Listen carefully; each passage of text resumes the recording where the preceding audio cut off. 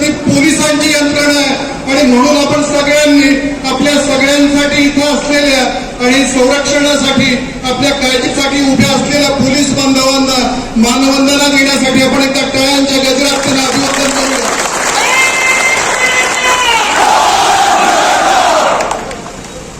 दोन 2016 साली आम्ही एकूण 58 मराठा मोर्चे काढले.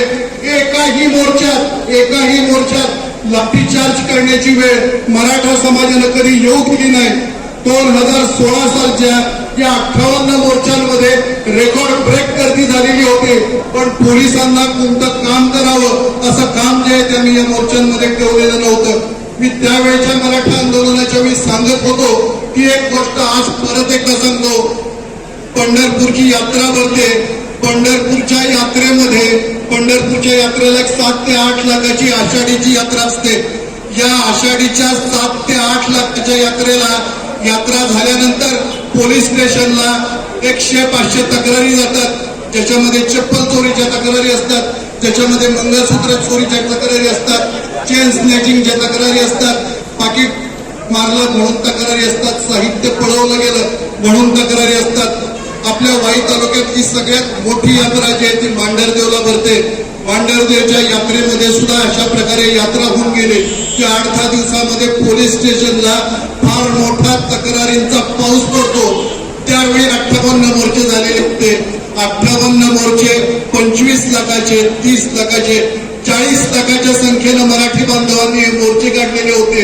एवढ्या मोठ्या संख्येनं मराठ्यांचे मोर्चे निघाल्यानंतर सुद्धा एकाही मोर्चात तर पाकिट मारलं गेलंय, चप्पल चोरली गेली, साहित्य चोरलं गेलं, चेन स्नॅचिंग केलं गेलं, अशी एकही तक्रार पोलीस स्टेशनला दाखल झालेली नव्हती. यावरून एक गोष्ट पोलीस बांधवांना सांगायची, यावरून एक गोष्ट तुम्हा सगळ्यांना सांगायची की चोऱ्या करणारा, दुसऱ्याचं काही हिसकावून घेणारा समाज हा आमचा मराठा समाज कधीही नव्हता आणि कधीही नाही. सातारा जिल्ह्याच्या या पवित्र भूमीमध्ये मी उभा आहे.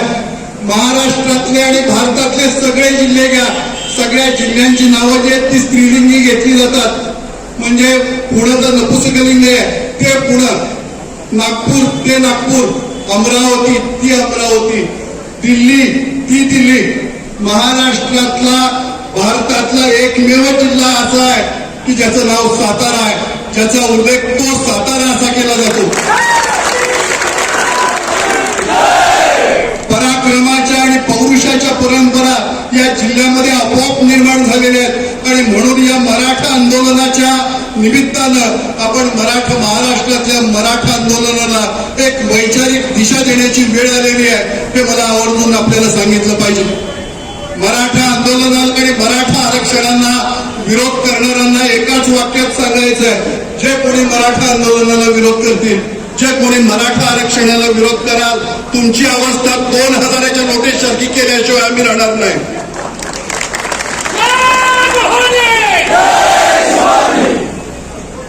4 फेब्रुवारी 1670 छत्रपती शिवाजी महाराजांनी मोगलांविरुद्धचं आपलं युद्ध सुरू केलं आणि तानाजी मालुसरेंना सिंहगड किल्ला जिंकण्यासाठी पाठवलं. त्यानंतर फेब्रुवारी 1707 पर्यंत म्हणजे 37 वर्ष जे आहेत ते मराठे मोगलांशी लढत होते. एकदा लढाई सुरू केली की शत्रूला संपवल्याशिवाय थांबण्याची मराठ्यांची पद्धत नाही. औरंगजेबाला इथल्या मातीत मराठ्यांनी गाठला, त्याच वेळी ते युद्ध आम्ही संपवलेलं होतं. शिवाजी महाराज की जय, धर्मवीर संभाजी महाराज की जय, मराठा समाजाच्या अत्यंत रास्त आणि वाजवी मागण्यांसाठी आम्ही रस्त्यावर आलेलो आहे. गेल्या 1000 वर्षापेक्षा मोठा इतिहास मराठा समाजाचा आहे. 1000 वर्षांच्या मराठ्यांच्या इतिहासात मराठा समाजातल्या स्त्रिया आणि मुली ज्या आहेत त्या रस्त्यावर आल्या नव्हत्या. या आंदोलनासाठी आमच्या स्त्रिया आणि मुली ज्या आहेत त्या रस्त्यावर उतरलेल्या आहेत. हे मराठा समाजाचं आंदोलन हे फक्त मराठा समाजाचं आंदोलन नाहीये, ते हे ज्यांच्यावर अन्याय होतो, त्यांच्यावर अत्याचार होतोय, त्यांच्या विरुद्ध लढण्याचं हे आंदोलन आहे. आणि या आंदोलनाला जर कुणी वेगळी दिशा देण्याचा प्रयत्न करीत असेल या मराठा आंदोलनाची आणि मराठा समाजाची बदनामी करण्याचा प्रयत्न केला असेल तर त्याला ठणकावून सांगण्याची वेळ आहे की मराठा समाज हा अशा धमक्यांपुढे कधी झुकलेला नाही आणि अशा धमक्यांपुढे कधी झुकणार नाही. कोणत्याही अत्याचाराविरुद्ध, कोणत्याही दडपशाही विरुद्ध आणि जुलुमशाही विरुद्ध लढण्याची, संघर्ष करण्याची आणि उभं राहण्याची शक्ती आणि सामर्थ्य हे पहिल्यापासून मराठा समाजानं स्वतःमध्ये बाळगलेलं आहे. 21वे शतक जवळ आलेलं आहे. 21व्या शतकाची पहिली 2 दशकं झालेली आहेत आणि या 2 दशकानंतर गावागावामध्ये, तालुक्यामध्ये, कसब्यांमध्ये आणि जिल्ह्यामध्ये मराठा समाजाची अवस्था ती अत्यंत शोचनीय झालेली आहे. मुलांना शिक्षण आहे पण नोकऱ्या नाही, नोकरी नाही म्हणून लग्न नाही. फक्त शेतीवर अवलंबून असलेल्या समाजामध्ये मागच्या पिढ्यांमधून पुढच्या पिढ्यामध्ये वाटप होत असताना एकेकाच्या नावावर 10-10 गुंठे, 15-15 गुंठ्याचं क्षेत्र वाटपात आलेलं आहे. कमीत कमी क्षेत्र वाटपात आलेलं आहे आणि अत्यंत गरिबीचं जीवन जगणाऱ्या मराठा समाजातल्या सदस्यांची संख्या खूप आहे. अशा वेळी मराठा समाजाला आरक्षण दिलं गेलं, मराठा समाजाला नोकऱ्यांमध्ये आरक्षण मिळालं, तो कुणाला दुःख व्हायचं कारण नाही. आणि तरीही सातत्यानं महाराष्ट्रातला थोरला भाऊ असलेल्या मराठा समाजाच्या तोंडाला जे आहे ती पानं पुसण्याचा प्रकार जो आहे तो सर्व पक्षाच्याच राज्यकर्त्यांकडून होतो आहे. असा प्रकार करणाऱ्या सगळ्या राज्यकर्त्यांचा निषेध करण्याकरता आम्ही इथं आलेलो आहोत. जालना जिल्ह्यामध्ये एका छोट्या गावामध्ये जे आहे ते मराठा समाजाचं आंदोलन सुरू होतं आणि त्या आंदोलनामध्ये पोलिसांनी लाठीचार्ज केला. अनेक बांधव, आमच्या भगिनी ज्या आहेत ते तिथं जखमी झाल्या. बेछूटपणानं लाठीचार्ज केला गेला. त्यासाठी मी पोलिसांना जबाबदार धरत नाहीये.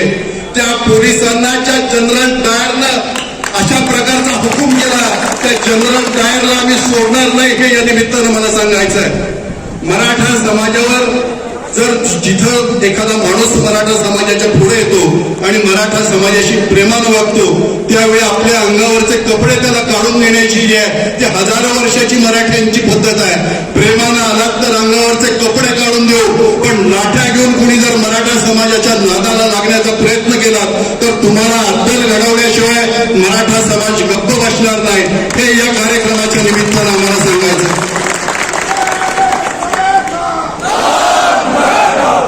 मराठवाड्यातले आमचे मराठा बांधव आहेत, जालना जिल्ह्यातले मराठा बांधव आहेत की ज्यांच्यावर लाठीचार्ज झाला त्यांना मला इथे हे सांगायचंय की तुम्ही एकटे नाही, सगळा महाराष्ट्र तुमच्या पाठीमागे आहे. महाराष्ट्रातला सगळा मराठा समाज तुमच्या पाठीमागे आहे आणि मराठा समाजावर प्रेम करणारे इतर समाजातले असंख्य कार्यकर्ते हे देखील तुमच्या सोबत आहेत, हे देखील तुमच्या बरोबर आहेत. आणि म्हणून हे राजकारण विरहित आंदोलन गेली काही वर्ष जे आहेत ते आपण चालवतो आहोत. या आंदोलनाला कोणाचं मोठं नेतृत्व नाही, या आंदोलनामध्ये कोणी मोठा नेता नाही आणि या आंदोलनाचं काय होणार अशी शंका जे तेव्हापासून लोकांना येते आहे. हेही उदाहरण मी नेहमी सांगतो की मराठा समाजाच्या आंदोलनामध्ये काम करणारे कार्यकर्ते हे किरकोळ आहेत, हे चिल्लर आहेत असं सांगितलं जातं. लक्षात ठेवा, नकली मोठ्या नोटा बाजारात येतात, चिल्लर नकली बाजारात कधी येत नाही. कार्यकर्ते चिल्लर कार्यकर्ते असतील पण ते इतिहास घडवल्याशिवाय राहणार नाही. एक जण मित्र मला तेव्हा म्हणाला होता की मराठा समाजाचं हे आंदोलन जे आहे ते तुम्ही सुरू केलेलं आहे, काय तुमच्या आंदोलनामध्ये आहे? काम करणारे कोण लोक आहेत, काम करणारी कुठली कार्यकर्ते आहेत? तुमच्या कार्यकर्त्यांना 4 आण्याच्या चिंगमची तरी किंमत देता येईल का असं विचारणाऱ्याला मी सांगितलं होतं. आमचे कार्यकर्ते काम करणारे या मराठा आंदोलनातले चिल्लर असतील किंवा 4 आण्याच्या चिंगम सारखे असतील, असो आम्ही चिंगम, पण लक्षात ठेवा एखाद्याच्या डोक्यात अडकलो ना तर त्याला गोटा करायला लावल्याशिवाय सोडणार नाही. एखाद्याच्या पॅन्टला चिटकलो तर काय होईल याची कल्पना करा. तेव्हा अशा प्रकारच्या काहीतरी उपमा देऊन मराठा समाजातल्या युवकांची, मराठा समाजाची जी आहे ती अवहेलना करू नका. 2 दिवसापूर्वी राज्याचे मुख्यमंत्री असं म्हणाले की जो उठतो आहे तो जातोय जालन्याला आणि गळा काढतोय. ही भाषा राज्याच्या प्रमुखांना शोभत नाही. जर मराठा समाजावर अशा प्रकारचा लाठीचार्ज झाला असेल आणि लाठीचार्ज विनाकारण झाला असेल तर तो लाठीचार्ज करणाऱ्यांनी त्याची जबाबदारी स्वीकारणं गरजेचं आहे. आणि आणि नुसती लाठीचार्ज करणाऱ्यांनी त्यांची जबाबदारी स्वीकारून उपयोग नाही. मराठा समाजाची आणि महाराष्ट्रातल्या तमाम जनतेची नुसती माफी मागून नुसत्या माफीनाम्यानं तुमचं काम भागणार नाही. तुम्हाला माफीनाम्याबरोबर राजीनामाही द्यावा लागेल, ही आमची भूमिका आहे. मराठा समाजाला पहिलं आरक्षण जे आहे ते 2012 साली त्यावेळेचे मुख्यमंत्री असलेल्या पृथ्वीराज चव्हाणांनी विधानसभेमध्ये त्याच्याबद्दलचा ठराव मांडला आणि मराठा समाजाला नोकऱ्यांमध्ये आणि शिक्षणामध्ये 16% एवढं आरक्षण दिलं गेलं. त्याविरुद्ध उच्च न्यायालयामध्ये आव्हान केलं गेलं आणि उच्च न्यायालयामध्ये ते आरक्षण टिकलं नाही. ही घटना जी आहे ती 2012ची. त्यानंतर 2018 साली मराठा समाजाला पुन्हा आरक्षण देण्याच्या संदर्भातली भूमिका घेतली गेली आणि मराठा समाजाला त्यावेळेचे मुख्यमंत्री असलेल्या देवेंद्र फडणवीस यांनी जे आहे ते मराठा समाजाला आरक्षण तत्कालीन मुख्यमंत्र्यांनी भूमिका मांडली. त्यानंतर त्या आरक्षणाच्या विरुद्ध मराठा समाजाच्या आरक्षणाला जे दिलं गेलं होतं त्याला मुंबई उच्च न्यायालयामध्ये आव्हान दिलं गेलं. मुंबई उच्च न्यायालयामध्ये जे आव्हान दिलेलं होतं ते आव्हान जे आहे ते तिथं टिकलं गेलं आणि 15% जे ते शिक्षणामध्ये आणि नोकऱ्यामध्ये मराठा समाजाला आरक्षण दिलं जाईल असा निर्णय मुंबई उच्च न्यायालयाने दिलेला आहे. तो निर्णय सर्वोच्च न्यायालयात टिकला नाही. त्यामुळं आम्हाला आता नवी लढाई पहिल्यापासून लढण्याशिवाय गत्यंतर नाहीये. मराठा समाजाला आरक्षण मिळावं यासाठी घटनेमध्ये दुरुस्ती करण्याची वेळ आलेली आहे आणि घटनेमधली ही दुरुस्ती करणं सहजी शक्य आहे. घटनेमध्ये अशा प्रकारची दुरुस्ती करणं हे काही फार अवघड नाहीये. संसदेचं विशेष अधिवेशन वन नेशन वन इलेक्शन साठी जर पंतप्रधानांनी बोलवलं असेल आणि महाराष्ट्रातल्या सर्व राजकीय पक्षांची अशी भूमिका असेल, अशी भावना असेल की आम्हाला मराठा समाजाला आरक्षण द्यायचंय, तर यांना मराठा समाजाला आरक्षण द्यायला काहीच अडचण नाहीये. कारण संसदेमध्ये अशा प्रकारची घटना दुरुस्ती केली गेली आणि त्यानंतर मराठा समाजाच्या आरक्षणासाठीचा ठराव जो आहे तो राज्याच्या विधिमंडळात मांडला गेला तर मराठा समाजाला नक्की आरक्षण मिळू शकेल. राज्यकर्त्यांची तशी इच्छा आहे का हे आपल्याला बघायचं आहे. सर्व पक्षीय राज्यकर्ते, कुठल्या पक्षाचं राजकीय पक्षाचा उल्लेख करायचा नाही आणि कुठल्या राज्यकर्त्याचं नावही घ्यायचं नाही. मराठा समाजाचे अनेक मंत्री महाराष्ट्राचे मंत्रिमंडळात आहेत. एक अपेक्षा आहे किमान एका मंत्र्यानं तरी किंवा मराठा समाजातल्या सगळ्या मंत्र्यांनी या मंत्रिमंडळाचा कारभार चालू असताना आणि हे मंत्रिमंडळ हे सरकार राज्याचं प्रमुख म्हणून कारभार करत असताना मराठा समाजावर लाठीचार्ज झालेला आहे. आम्ही आमच्या मंत्रिपदाचे राजीनामे देतो म्हणून यांनी मंत्रिमंडळातून बाहेर पडायला काय हरकत आहे, हा एक सामान्य मराठा नागरिक म्हणून माझा त्यांना प्रश्न आहे. मराठा समाजाचं आंदोलन हे शांततामय मार्गाने मराठा समाजाने केलेलं आहे. संत श्रेष्ठ तुकाराम महाराजांनी आम्हाला शांततापूर्ण मार्गानं आंदोलन करा हे शिकवलेलं आहे. शांततामय मार्गाने आंदोलन करण्याची भूमिका छत्रपती शिवाजी महाराजांनी आमच्या हृदयामध्ये निर्माण केलेली आहे. छत्रपती शिवाजी महाराजांनी आम्हाला जो मंत्र दिलेला आहे तो लढाईचा मंत्र दिलेला आहे. म्हणजे छत्रपती शिवाजी महाराजांचं नाव घेतलं की आजही माणसांच्या अंगावर रोमांच उभे राहतात. छत्रपती शिवाजी महाराज आपलं काम करण्यासाठी कोणाला चिठ्ठी देणार नाही की शिवाजी महाराज आपलं एखादं सचिवालयातलं मंत्रालयातलं काम करण्यासाठी आपल्यासाठी कोणाला फोन करणार नाही. हे माहिती असतानाही आपण जय शिवाजी जय भवानीचा जयघोष करतो. युवकांसाठी एकदा आपण टाळ्यांच्या गजरात त्यांचं अभिनंदन करूया. मराठा समाजातल्या युवकांच्या वतीनं मी पोलिसांना आणि प्रशासनाला सांगू इच्छितो, सिर्फ हंगामा खड़ा करना हमारा मकसद नहीं है. सिर्फ हंगामा खड़ा करना हमारा मकसद नहीं है. हमारी तो कोशिश है कि ये सूरत बदलनी चाहिए, ये सूरत बदलनी चाहिए. मेरे दिल में नहीं तेरे दिल में सही, मेरे दिल में नहीं तेरे दिल में सही. कहीं भी हो लेकिन ये आग जलनी चाहिए, ये आग जलनी चाहिए. ही आग पेटवण्यासाठी मनामध्ये आणि अंतःकरणामध्ये शिवाजी नावाची प्रेरणा, शिवाजी नावाची ऊर्जा घेऊन जमा झालेल्या सगळ्या मराठा समाजातल्या युवकांना आणि कार्यकर्त्यांना माझं आवाहन आहे की शांततेच्या मार्गाने आपल्याला पुढे जायचं आहे. जिल्हाधिकारी साहेबांचे प्रतिनिधी आणि एसपी साहेबांचे प्रतिनिधी इथं आलेले आहेत. त्यांचं भाषण ऐकताना, त्यांचं मनोगत ऐकताना असं वाटलं की अरे पोलीस आपल्या सोबत आहे, प्रशासन आपल्या सोबत आहे, मग आपल्या विरुद्ध आहे कोण? आपल्या विरुद्ध सर्व पक्षातले काही ठराविक राजकारणी आहेत. चंद्रन डायर आपल्या विरुद्ध आहे आणि त्याचा बंदोबस्त आपण करू शकतो हे सांगण्यासाठी आपण मोठ्या संख्येने इथं जमा झालेलो आहोत. आपल्याला कुठल्या राजकीय पक्षाचं समर्थन करायचं नाही, आपल्याला कुठल्या राजकीय पक्षाचा विरोध करायचा नाहीये. आपण आलेलो ते आपल्या समाजाच्या मागण्या घेऊन आलेलो. मराठा समाजाची झालेली दयनीय अवस्था आणि मराठा समाजातल्या युवकांचे प्रश्न, मराठा समाजातल्या युवकांचे शैक्षणिक प्रश्न जे आहेत ते लोकांसमोर मांडण्यासाठी आम्ही इथं आलेलो. आणखी एक गोष्ट आपल्या सगळ्यांना वाई वकील संघाच्या वतीने मला सांगायची आहे, इथं असा प्रकार घडणार नाही, परंतु सातारा जिल्ह्यामध्ये आणि वाई खंडाळा महाबळेश्वर परिसरामध्ये या आंदोलनाच्या निमित्तानं कुणावर काही खटले दाखल झाले, केसेस दाखल झाले, तर ते खटले आणि ते केसेस वाई वकील संघ जे आहेत ते स्वतः खर्च करून आणि निःशुल्कपणानं चालवेल.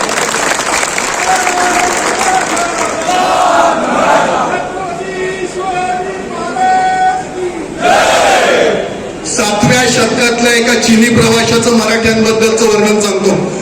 एक चिनी प्रवासी 7व्या शतकात जो आहे तो आपल्या महाराष्ट्रामध्ये येऊन गेला आणि त्यानं महाराष्ट्र बघितला. त्या चिनी प्रवाशानं 7व्या शतकातलं लिहिलेलं आहे की मराठे, महाराष्ट्रातले मराठे जे आहेत ते उंचीनं कमी आहेत, वर्णानं सावळे आहेत, शरीरानं पुरुष आहेत, पण अतिशय चिडके आहेत, अतिशय रागीट आहेत. एकदा त्यांचा राग अनावर झाला की ते कुणालाही ऐकत नाहीत. मला सगळ्यांना महाराष्ट्रातल्या राज्यकर्त्यांना हेच सांगायचं आहे की 7व्या शतकामध्ये आम्ही मराठे जसे होतो तसेच आज सुद्धा 21व्या शतकात आम्ही तसेच आहोत हे तुम्ही लक्षात घेतलं पाहिजे. 7व्या शतकामध्ये आमच्यामध्ये जो स्फुल्लिंग होता, जो अंगार होता, तोच अंगार आमच्यामध्ये आहे. आम्ही शांततेचा मार्ग स्वीकारलेला आहे आणि शांततेचा मार्ग आम्ही सोडणार नाहीये. जिल्हाधिकारी साहेब जर आमच्या इथपर्यंत येणार नसतील, आमच्या घरापर्यंत येणार नसतील, तर आम्हाला त्यांच्या दारापर्यंत नक्की जावं लागेल. हे जिल्हाधिकारी साहेबांसमोर आमचा निरोप जो आहे तो पोहोचवण्याची व्यवस्था आपण करा. मोठ्या संख्येनं जे आहे ते आपण इथं जमा झालेलो आहोत आणि आपल्या समस्यांबद्दल बोलतो आहोत, आपल्या अडचणी सांगतो आहोत. मराठा समाजाच्या युवकांना म्हणजे स्पर्धा परीक्षा होत असतात आणि स्पर्धा परीक्षामध्ये आपल्याला नेहमी अनुभव येतो की मराठा समाजातल्या युवकाला हे तलाठी भरतीमध्ये 180, 185 मार्क मिळवून सुद्धा जे आहे ते त्याचं तलाठी भरतीमध्ये नाव येत नाही. आणि बऱ्याचदा कमी मार्क असलेल्या मुलांची निवड जी आहे ती स्पर्धा परीक्षांमध्ये होत असते. ती केवळ स्पर्धा परीक्षा नाही, प्रत्येक ठिकाणी अशा प्रकारच्या विषम परिस्थितीला मराठा समाजाला तोंड द्यावं लागतंय. आणि म्हणून आमचं म्हणणं आहे की आम्हाला मराठा आरक्षण हवं आहे. म्हणून आमचं म्हणणं आहे की आरक्षणाची आमची मागणी एकदा पूर्ण झालीच पाहिजे. सर्व पक्षातले राज्यकर्ते सांगतायत आणि पत्रकार बांधव सांगतायत की मराठा आरक्षणाच्या निमित्तानं राज्यात सारखं राजकारण खेळलं जात आहे. जर मराठा आरक्षणाच्या निमित्तानं राज्यात सारखं राजकारण खेळलं जात असेल तर हे राजकारण संपवण्याचा एक आणि एकच मार्ग आहे, देऊन टाका मराठा समाजाला कायमचं आरक्षण आणि हा विषय संपवून टाका. परत मराठा समाजाच्या नावानं कोणी राजकारणही करणार नाही आणि मराठा समाजाचा विषय घेऊन कोणी कुठल्या प्रकारच्या राजकीय कल्पना आणि वल्गना सुद्धा करणार नाही.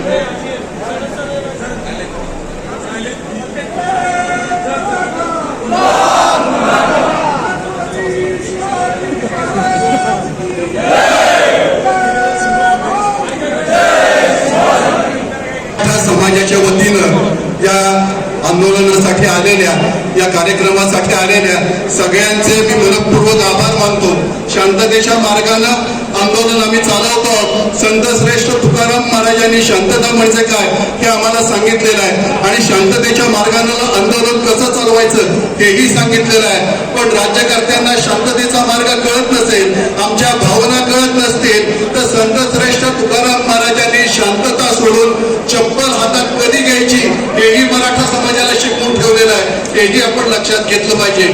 आम्हाला वेगळे मार्ग स्वीकारायला लावायचे का नाही हे राज्यकर्त्यांनी ठरवायचंय. वेगळे मार्ग स्वीकारण्याची सामान्य मराठा कार्यकर्त्याची, मराठा समाजातल्या कुठल्याही व्यक्तीची इच्छा नाहीये. ओबीसी आरक्षणातलं आम्हाला काही नको, पण मराठा समाजातल्या ज्याही लोकांना ज्यांच्या नोंदी कुणबी म्हणून झालेल्या आहेत त्यांना त्या कॅटेगरीतनं आरक्षण मिळू शकतं आणि 16% अधिक आरक्षण जे आहे ते मराठा समाजाला जर स्वतंत्र मिळालं तर मराठा समाजाचे असंख्य प्रश्न जे आहेत ते सोडवले जातील, मराठा समाजाच्या असंख्य समस्यांची उत्तरं दिली जातील. आरक्षण म्हणजे सर्वस्व नाही हे आम्हाला अनेक शिकवू नका. आरक्षण दिलं की मराठ्यांचे सगळे प्रश्न आणि समस्या संपतील असं आम्ही मानत नाही, पण आरक्षणाच्या माध्यमातून अनेक प्रश्न आणि समस्या सुटू शकतात हे आम्हाला नक्की माहिती आहे. प्रशासकीय अधिकाऱ्यांना आम्हाला एकच सांगायचं आहे की तुम्ही या निमित्तानं मराठा समाजाचा हा संदेश शासनाला सांगा, हे नहीं कहता की तुम्हें सर न मिलेगा. आम्ही मृत्यूला घाबरत नाही आणि आम्ही संघर्षासाठी मागं होत नाही. हे नहीं कहता सामान्य मराठा कार्यकर्त्यांचं आणि माझ्या युवक बांधवांचं एवढंच म्हणणं आहे, हे नहीं कहता की तुम्हें सर न मिलेगा, हे नहीं कहता कि तुम्हें सर न मिलेगा, लेकिन मेरी आंखों में तुम्हें डर न मिलेगा, लेकिन मेरी आंखों में तुम्हें डर न मिलेगा. डोळ्यात भय नसलेला हा सगळा मराठा समाज जो आहे तो मराठा समाजाच्या मागण्यांसाठी इथे एकत्र आलेला आहे. त्यांच्या मागण्यांचा आपण शांततापूर्ण रीतीनं शासनानं विचार करावा असं आवाहन करतो आणि इथे थांबतो. जय भवानी. छत्रपती शिवाजी महाराज.